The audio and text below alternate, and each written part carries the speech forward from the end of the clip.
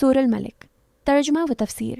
بسم اللہ الرحمن الرحیم، اللہ کے نام سے جو بے حد رحم کرنے والا نہایت مہربان ہے۔ آیت 1 بڑی برکت والا ہے۔ وہ اللہ جس کے ہاتھ میں بادشاہت ہے اور وہ ہر چیز پر قادر ہے۔ تفسیر۔ اللہ کی بادشاہی کامل اور ہمیشہ قائم رہنے والی ہے۔ وہ جو چاہے کر سکتا ہے، کوئی اس کے حکم کو روکنے والا نہیں۔ تبارک کا مطلب ہے اس کی برکتیں لامحدود ہیں۔ آیت 2 جس نے موت اور زندگی کو پیدا کیا تاکہ تمہیں آزمائے کہ تم میں سے کون بہتر عمل کرتا ہے، اور وہ زبردست اور بخشنے والا ہے۔ تفسیر۔ یہ دنیا امتحان گاہ ہے۔ موت اور زندگی دونوں مخلوق ہیں۔ بہتر عمل وہ ہے جو اخلاص کے ساتھ سنت کے مطابق ہو۔ اللہ غالب ہے پھر بھی بخشنے والا ہے۔ آیت 3 جس نے 7 آسمان تہ بہ تہ بنائے، تم رحمان کی تخلیق میں کوئی بے ترتیبی نہیں دیکھو گے۔ دوبارہ نظر دوڑاؤ، کیا تم کوئی شگاف دیکھتے ہو؟ تفسیر۔ کائنات میں مکمل ہم آہنگی ہے، کوئی خلل، کوئی نقص، کوئی بے ضابطگی نہیں۔ یہ اللہ کی قدرت کا کمال ہے۔ آیت 4 پھر بار بار نظر دوڑاؤ، تمہاری نظر تھک کر ناکام ہو کر تمہاری طرف لوٹ آئے گی۔ تفسیر۔ انسان جتنی بار بھی کائنات کا جائزہ لے، اسے کوئی عیب نہیں ملے گا۔ آنکھ تھک جائے گی لیکن تخلیق میں کوئی خامی نظر نہیں آئے گی۔ آیت 5 اور بے شک ہم نے قریب کے آسمان کو چراغوں سے آراستہ کیا اور انہیں شیطانوں کے مارنے کا ذریعہ بنایا، اور ان کے لیے بھڑکتی ہوئی آگ کا عذاب تیار کر رکھا ہے۔ تفسیر۔ ستارے دنیا کی زینت بھی ہیں اور شیاطین کو آسمان کی خبریں چرانے سے روکنے کے لیے ان پر شہاب ثاقب کے طور پر پھینکے جاتے ہیں۔ آیت 6 اور جنہوں نے اپنے رب سے کفر کیا، ان کے لیے جہنم کا عذاب ہے اور وہ بہت برا ٹھکانہ ہے۔ تفسیر۔ کفر کا انجام جہنم ہے، یہ بدترین جگہ ہے جہاں کوئی آرام نہیں۔ آیت 7 جب وہ اس میں ڈالے جائیں گے تو اس کی چنگھاڑ سنیں گے اور وہ ابل رہی ہوگی۔ تفسیر۔ جہنم کی ہیبتناک آواز گدھے کی چیخ کی طرح ہوگی، وہ شدید گرمی سے ابل رہی ہوگی جیسے دیگ ابلتی ہے۔ آیت 8 جہنم غصے سے پھٹنے لگتی ہے جب بھی اس میں کوئی گروا ڈالا جائے گا تو اس کے داروغے ان سے پوچھیں گے، کیا تمہارے پاس کوئی ڈرانے والا نہیں آیا تھا؟ تفسیر۔ جہنم کا غصہ بڑھتا جائے گا، فرشتے، مالک اور خزنہ کافروں سے باز پرس کریں گے، یہ اللہ کی عدالت کا حصہ ہے۔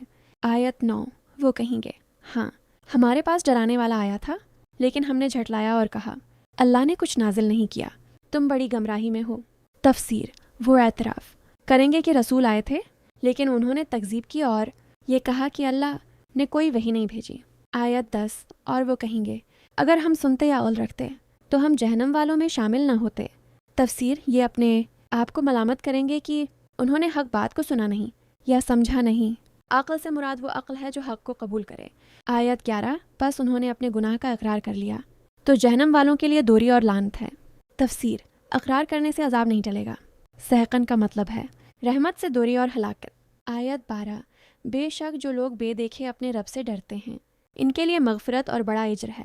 تفسیر۔ بالغیب کا مطلب ہے اللہ کو دیکھے بغیر اس سے ڈرنا، تنہائی میں بھی گناہ سے بچنا، ایسے لوگوں کے لیے بخشش اور جنت ہے۔ آیت 13 تم اپنی بات چھپا کر کہو یا ظاہر کر کے، وہ سینوں کی باتوں کا جاننے والا ہے۔ تفسیر۔ اللہ ہر راز اور پوشیدہ بات کو جانتا ہے، چاہے تم سرگوشی کرو یا اعلانیہ، سب اس کے علم میں ہے۔ آیت 14 کیا وہ جس نے پیدا کیا نام۔ آیت 16 کیا تم اس سے بے خوف ہو جو آسمان میں ہے کہ وہ تمہیں زمین میں دھنسا دے اور زمین اچانک لرزنے لگے۔ تفسیر۔ اللہ کا عذاب اچانک آ سکتا ہے، جیسے قارون کو زمین دھنسائی گئی ویسے ہی تمہیں بھی دھنسا سکتا ہے۔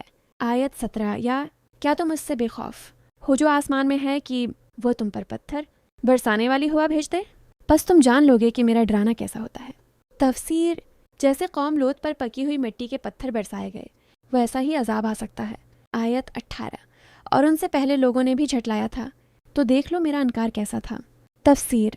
عاد، تمود، قوم نوح، قوم لوط وغیرہ پر عذاب آ چکا ہے، ان کی تباہ شدہ بستیاں موجود ہیں۔ آیت 9 کیا انہوں نے اپنے اوپر پرندوں کو نہیں دیکھا کہ وہ پر پھیلائے اور سکیڑتے ہیں، انہیں رحمان کے سوا کوئی تھامے ہوئے نہیں، بے شک وہ ہر چیز کا دیکھنے والا ہے۔ تفسیر۔ پرندے فضا میں اڑتے ہیں، کبھی پر پھیلاتے ہیں، کبھی سکیڑتے ہیں، انہیں گرنے سے بچانے والا اللہ ہے۔ آیت 20 وہ کون ہے جو تمہاری مدد کرنے والی فوج ہو رحمان کے سوا، کافر صرف دھوکے میں ہیں۔ تفسیر۔ اللہ کے عذاب سے بچانے والا کوئی نہیں، تمہارے بت، تمہاری فوجیں، تمہارے مال سب بیکار ہیں۔ آیت 21 وہ کون ہے جو تمہیں رزق دے سکتا ہے اگر اللہ اپنا رزق روک لے، بلکہ وہ سرکشی اور نفرت میں اڑے ہوئے ہیں۔ تفسیر۔ اگر اللہ بارش روک دے، زمین بیکار کر دے، تو کون تمہیں کھانا دے سکتا ہے؟ پھر بھی وہ حق سے منہ موڑے ہوئے ہیں۔ آیت 22۔ بھلا جو شخص منہ کے بل اوندھا چل رہا ہو وہ زیادہ راہ راست پر ہے یا وہ جو سیدھا راستے پر چل رہا ہو؟ تفسیر کافر اس شخص کی طرح ہے جو منہ کے بل چلے، نہ راستہ دیکھ سکے نہ منزل تک پہنچ سکے۔ مومن سیدھا چلنے والے کی طرح ہے۔ آیت 23 کہہ دو وہی ہے جس نے تمہیں پیدا کیا اور تمہارے لیے کان، آنکھیں اور دل بنائے، تم بہت کم شکر کرتے ہو۔ تفسیر اللہ نے سننے، دیکھنے اور سمجھنے کی صلاحیتیں دیں لیکن انسان ان کا شکر ادا نہیں کرتا بلکہ کفر کرتا ہے۔ آیت 24 کہہ دو وہی ہے جس نے تمہیں زمین میں پھیلا دیا اور اسی کی طرف تم اکٹھے کیے جاؤ گے۔ تفسیر اللہ نے تمہیں زمین کے مختلف حصوں میں پھیلایا ہے اور قیامت کے دن سب کو ایک جگہ جمع کرے گا۔ آیت 25 اور وہ کہتے ہیں یہ وعدہ کب پورا ہوگا اگر تم سچے ہو؟ تفسیر کافر مذاقاً کہتے تھے کہ قیامت کب آئے گی، ہمیں تو کوئی نشانی نظر نہیں آتی۔ آیت 26 کہہ دو علم تو اللہ ہی کے پاس ہے اور میں تو صرف صاف صاف ڈرانے والا ہوں۔ تفسیر نبی صلی اللہ علیہ وسلم کا کام صرف ڈرانا ہے، قیامت کا علم صرف اللہ کو ہے۔